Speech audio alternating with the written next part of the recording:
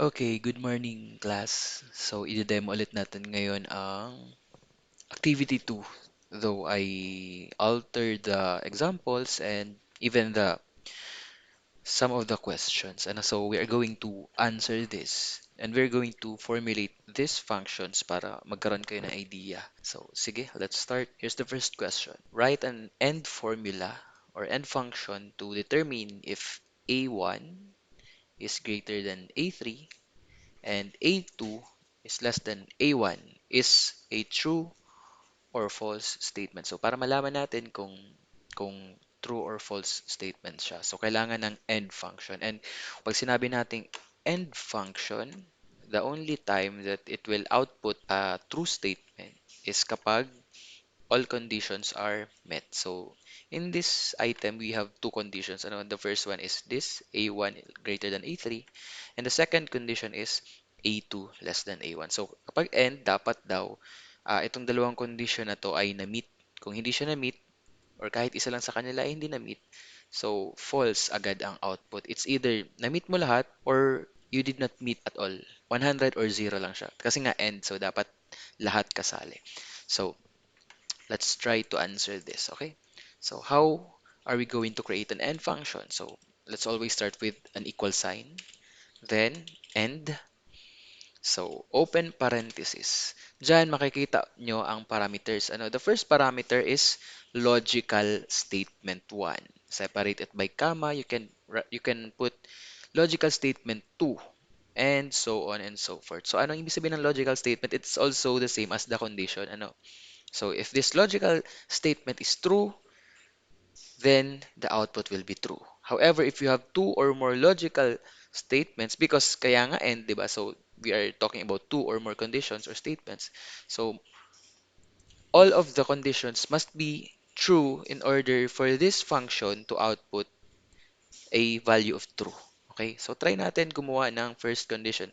The first condition is A greater than, no, A1 greater than A3. Okay? Next, comma, lagay ulit tayo ng another logical condition. Ang sunod dyan ng logical condition ay A2 less than A1. So, bago natin i-determine kung ano magiging value na bago natin i-hit yung enter, let's try to analyze it first. The first condition, A1 is 70. So, A1 is greater than A3. A1 is 70, A3 is 100. So therefore, the first condition is already false. So automatic false na yan lahat. Pero try pa rin natin hanapin kung ano ang magiging output value nito. So A2, asan yung A2? A2 which is 90 less than A1 daw.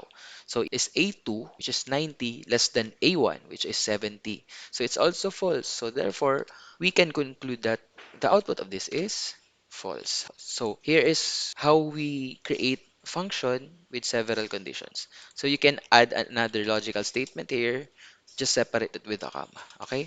And saan natin mahanap ang logical operators? It's also found in the presentation. So tignan nyo na lang doon. So the next question is you're going to write an OR. So kanina end, ngayon OR function. Palitan din natin to. Function. This one is also a function. So the second question, we are tasked or we are asked to create an OR formula. So what's the difference between an end function and OR formula? So sa activity 1, tinanong ko kayo kung ano ang pagkakaiba ng end at saka OR, di ba? Pag end, ibig sabihin kasama yung dalawa end. Halimbawa, what do you want? I want fries and burgers. So, pareho ko yun gusto. So, dapat pareho siyang nandun.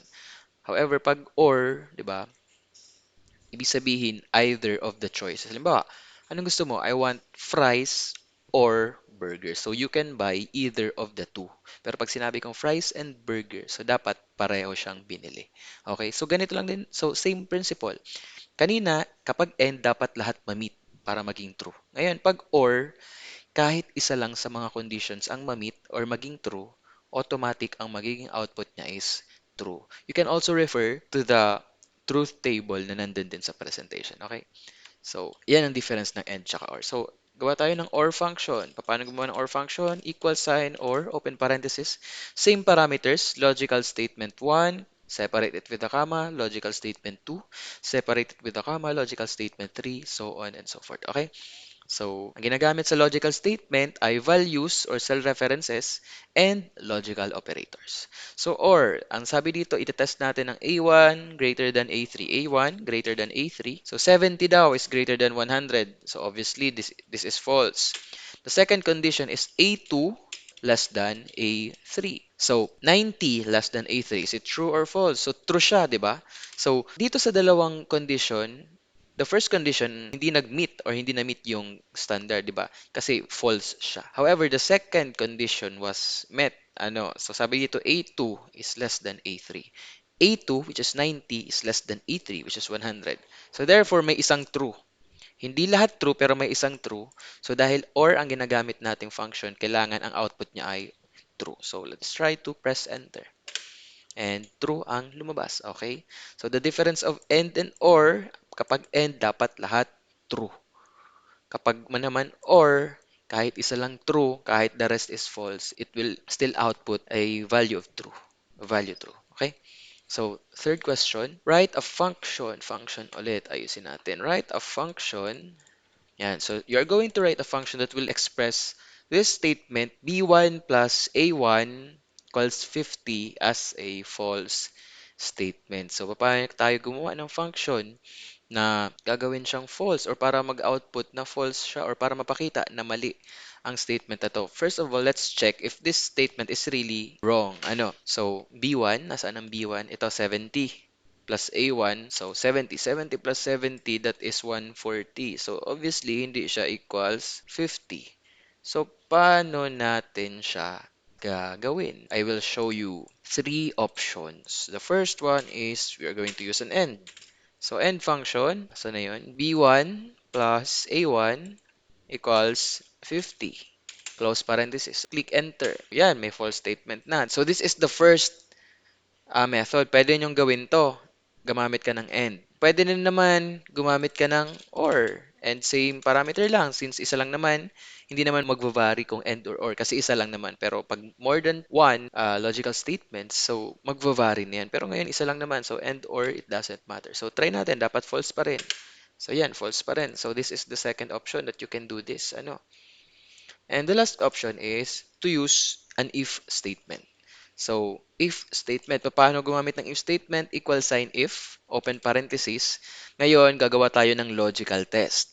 So, nabasa nyo din sa presentation natin na ang if statement ay meron tatlong parameters. The first parameter is to create a logical test. So, gagawa ka ng logical statement. So, try natin to. Gayahin ulit natin. B1 plus A1 equals 50. So, this is our logical test. Anong gagawin niya? The first parameter is logical test. So, ang gagawin niya, i-check niya if this test is valid or invalid. So, halimbawa, kapag itong test na to ay tama, ibig sabihin, nag-output siya ng true. So, meron tayong parameters na dalawa pang natitira, which are the first one, ito, value if true. The last parameter, when separated by comma, is value if false. So, ano ang pagkakaiba ng value if true, value if false? Obviously, magbe-base lang naman siya doon sa ating logical test. So, ito ang pinaka-importanting part ng ating parameter. So, the first parameter, which is the logical test. So, ang gagawin niya, determine niya kung itong test na to ay nag-output ng true or nag-output ng false. Kapag nag-output ng true, dito niya ilalagay sa value if true. Kapag nag-output naman ng false, dito niya ilalagay sa value if false. Okay? So, itry natin, itry natin.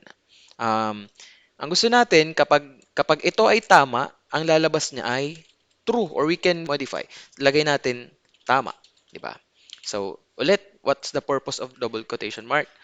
Ang purpose niya, lahat ng nasa loob niya ay considered na text. So, dahil ito ang nilagay natin sa loob, kapag this function is true, na ang B1 plus A1 is equal to 50, so ito dapat ang lumabas. Tama. However, kung ito naman ay mali, dito tayo sa last parameter, which is the value if false. Ano ang gagawin natin kapag ito ay mali? So, pwede natin gumawa ulit ng another output na i-modify natin. Ang ilalagay natin instead of false ay mali. Okay? Mali. So, try natin. Ulit, may double quote because ang kinukonsider natin ang loob as text. Okay. So, mali. Then, close it with closing parenthesis. So yan, kompleto ng ating parameter. The first parameter, logical test. Kapag ito ay tama, if the logical test is correct, ang i-output ay ito. Okay? However, kapag ang logical test naman ay mali or ay false, ang maglalabas na output is the second one. So let's try to hit enter and we have the output which is mali. What if, sir, gusto ko lang ng true or false lang? You can omit this. So, alisin natin to. Try natin tong alisin. Yan. Ang meron lang ako, logical statement or logical test and the value if true. Ibig sabihin, kapag ang value niya ay false, automatic, ang ilalabas niya ay false. Ngayon, what if gusto ko ulit tong alisin? Sir, pwede bang alisin ko to? Try natin. Di ba? Yan. So, hindi. So, try natin lagyan ng kama. Yan. So, may kama siya. So, gumana siya. Pero ang pinaka-advice, kung ganito lang naman ang function mo, so mag-end or ka na lang. Pero if ever na gusto mo, lagyan mo lang ng true. Yan. Then, hit enter. So, automatic, dahil wala na tayong last parameter, ang i-output niya na lang is false. Halimbawa, sir, what if I want to output a number instead of text? So, if this is true, ang i-output ko po ay gusto ko 85. If this is false, ang gusto kong i-output ay 84. Yan. Sample lang, sample lang. Should I enclose it in a double quotation mark? Kailangan ba din ganyan? Try natin. Yan. Yan. So may lumabas siyang 84 because our value if false is 84. However, since meron tayong quotation dito, ang nasa loob nito ay kino-consider niya na text. Okay? Kino-consider niyan text. So anything that is inside this double quotation mark is considered as text or character or string. So ibig sabihin, iba ang data na text, iba ang data na string or character sa number. So pag sinabing text, that is plain text. So ibig sabihin, walang value, text lang talaga siya. However, kung gusto mo siyang gamitin for computation, you must indicate that this data is for computation and magagawa mo lang siya if you are going to use a number or an integer data. So, paano natin gagawin siyang integer data? So, once na number ang pinag-uusapan or computable number, kasi yun number naman yung kanina. So, kung gusto natin ma-compute ang magiging output nito, so, pwede nating alisin lang yung double quote and mag-output pa rin siya ng number. Okay? So, kapag ang gusto nating i-output ay number, no need to put double quote. But if ang gusto nating i-output ay text, kailangan natin ng double quote. So, yan. Here are your choices. So, pangatlong option na pwede kong ibigay sa inyo. So, punta tayo sa pang-apat. So, sa pang-apat, sabi naman dito, you are going to write an if statement so that if the number in cell B2, sabi daw dito sa cell B2, is less than 75, the formula displays the text failed. Otherwise, the formula displays the text passed. So, kapag daw below 75, dapat mag-display na text ay failed. Kapag naman 75 pataas, dapat ang mag-display ay pasado. So, ngayon, paano natin siya gagawin? Same as what we did in number 3, you are going to write an if statement. So, equal sign if, open parenthesis, lagay natin yung parameters. So, ano ang parameter na kailangan natin ditong gawin? Hanapin natin kung anong condition dyan. What's the condition that should be met or should not be met dyan? So sabi dyan, meron lang tayong isang condition. Kapag daw ang B2 ay less than 75 or higher than 74. Okay?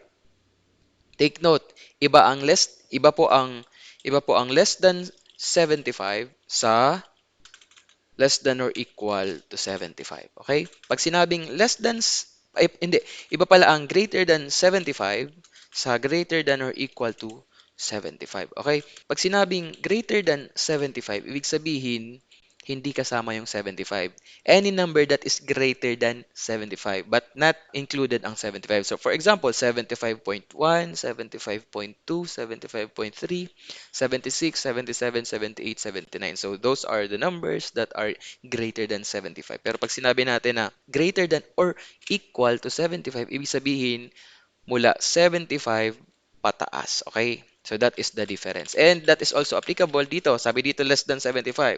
So, kapag sinabing less than 75, ang mga values na kasama ay 74, 73, 72.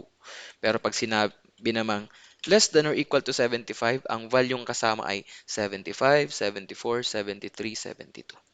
Okay? So, malinaw tayo dyan. Ngayon, magta-try na tayo gumawa ng logical test. So, ang kailangan kong i-test ay ang B2. So, click natin ang B2. So, let's click. And we are going to test if it is less than 75. So, paano natin gagawin? Less than 75 lang. Yan, less than 75. So, if B2 daw is less than 75, ano ang mangyayari? So, this will be our value if B2 is really less than 75. Ano dapat ang maging output? Dapat failed ang lumabas. So, paano natin mapapa-output ng failed? We need double quote mark. Kasi, text ang gusto nating i-output. So, failed. Then, separate it with another comma. Ano naman ang gagawin or ano naman ang magiging output kapag ang B2 ay hindi less than 75? So, dapat ang i-output niya ay pass. This is an example ng paggawa ng grade, di ba? Paano tayo gumawa ng formula. So, yan. So, enter mo lang. And, check natin. B2, ito, 90. It's less than, is it less than 75? So, obviously, it is not. So, therefore, ang magiging output niya is the value if false, which is the past. Ngayon, gusto kong palitan. What if gawin ko tong 65? So, dapat ang lalabas dito sa output niya ay 75 kasi less than 75 na siya. So, try natin. Yun, failed. What if gawin ko siyang 75? So, ano ang dapat maging output? Dapat maging output ay pasado. Bakit po pasado? Kasi nga less than 75 lang. Pero kung ilalagay natin ditong less than or equal to 75, dapat ang maging output niya ay failed kasi kasama na yung 75. Okay? So, ito na yung last item. So, sabi dyan, write an if statement that will determine if the number in cell B3, ito yan, some number in cell B3 is greater than 100. So, if true, kailangan i-output ang average ng cell A1 hanggang A4. So, kapag true daw. Otherwise, kung hindi naman siya true, obviously, if it is false, so ang i-return mo lang dito, ang i-output mo lang dito ay blank or empty text. Okay? So, paano natin siya gagawin? First, we must determine ano yung logical statement or logical test na kailangan natin create. So, if statement, open parenthesis, ngayon, alin yung itatest natin? So, B3. So, click natin yung B3. And we will determine if B3 is greater than 100. So, greater than 100. So, that is our logical test. Next, ano daw ang mangyayari if this logical test is true? So, ang mangyayari dapat ay kunin ng average ng A1 to A4. So, paano natin siya gagawin? Ito yung tinatawag natin na nested statement. Pag sinabing nested statement, ibig sabihin, there is a function inside a function. May function ka dito, tapos sa loob ng function na to, meron ulit isang function na nakapaloob. So, it is not limited to one. Pwedeng lagyan mo ng 3, 4, 5, 6 na function sa loob ng isa pang function. So, it depends on the need. Depende sa nire-require na output. So, dahil dito, ang kailangan lang naman natin ay gumawa ng if statement at kumuha ng average. So, dalawang statement or dalawang functions lang naman ang kailangan nating i-merge. Okay? So, kailangan natin maglagay ng average sa loob ng if statement. So, let's try it. So, B3, meron na tayong logical statement. So, ngayon, kapag ito ay true, kailangan natin kunin ng average. So, paano natin siya gagawin? Pwedeng manu-manuhin mo siyang ganito, plus A2 plus A3 plus A4 divided by 4, or pwede naman padaliin ko na lang. Gumawa na ako ng function, average, open parenthesis, and highlight ko lang ito. Close parenthesis, dahil itong function na to ay dapat masara dito. Ngayon, ito na yung magiging output ko for value if true. How about value if false? Paano naman pag hindi ito na umabot ng 100, ano lang dapat yung ilalagay ko? Or ano dapat yung magre-return? So, magre-return lang empty text. So, double quote, space, double quote. Okay na yan. Or kahit alisin mo ng space, okay na yan. Empty text. And try to enter. Wala. Bakit walang text? Kasi B3 is not greater than 100. What if gawin natin tong 101 or 100? Empty pa rin. Bakit? Kasi ang function natin greater than 100, hindi kasama ang 100. Ngayon, try natin gawin siyang 101. Yun, 84.75. Kinuha niya yung average ng A1 kasi nag-fall na siya dito. Naging true na to. So, therefore, ang execute niyang output ay ito. Okay? So make sure lang kapag may nested statements or functions tayo ay properly nakalagay sa tamang lugar ang mga parentheses niya. So ito, kinlose nito. At itong outer parenthesis ay close naman nitong outer. Okay? So here is your function, nested function. And if you have any questions, feel free to message me. Okay? Thank you.